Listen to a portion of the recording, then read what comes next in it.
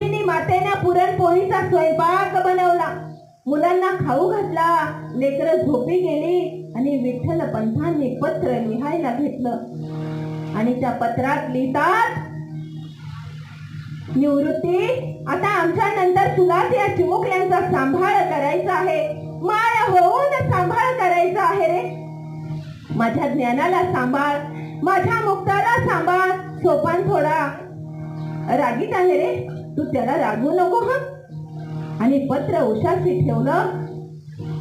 विठ्ठल पंथ आणि रुक्मिणी माता निघाले.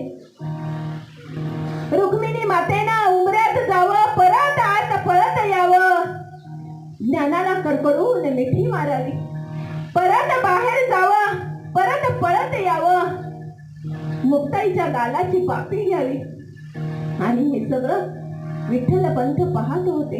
विठ्ठल पंथांचे डोळे पाण्याने डबडबले. एवढं प्रेम. विठ्ठल पंथाने रुक्मिणी मातेच्या हाताला धरलं आणि इंद्रायणी डोहाकडे आले. सिद्ध बेटाचं दर्शन घेतलं आणि आपला देह इंद्रायणी नदीमध्ये समर्पित केला. इंद्रायणी नदीचं पाणी शांत झालं. रुक्मिणी माता आणि विठ्ठल पंथ या जगाचा निरोप घेऊन निघून गेले. सकाळ झाली. निवृत्तीनाथ उठले.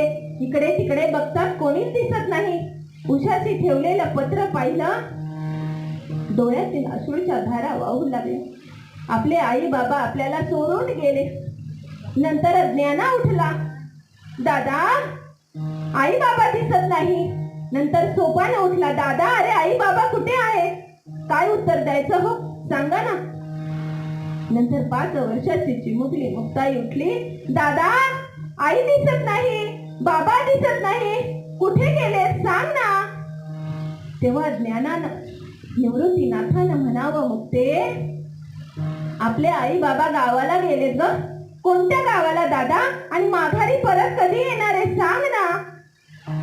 अगं मुक्ते, आपले आई वडील अशा गावाला गेलेत ना, तर त्यांची पुन्हा आपली भेट कधीच नाही. मुक्ताईने निवृत्तीनाथाला कडकडून मिठी मारली आणि हंबरडा फोडला. दादा, आता मला आई नाही रे. तू माझी आई होशील ना? आता माझे लाड कोण पुरवणार सांग ना दादा. तेव्हा निवृत्तीने म्हणावं, मुक्ते, मी आहे ना तुझा दादा, मी पुरवील तुझे लाड. मुलांच्या जीवनातून आई वडील जेव्हा जातात ना, यापेक्षा मोठं दुःख कुठलंच नसतं बरं का. 2 दिवसापासून लेकरं उपाशी आहे.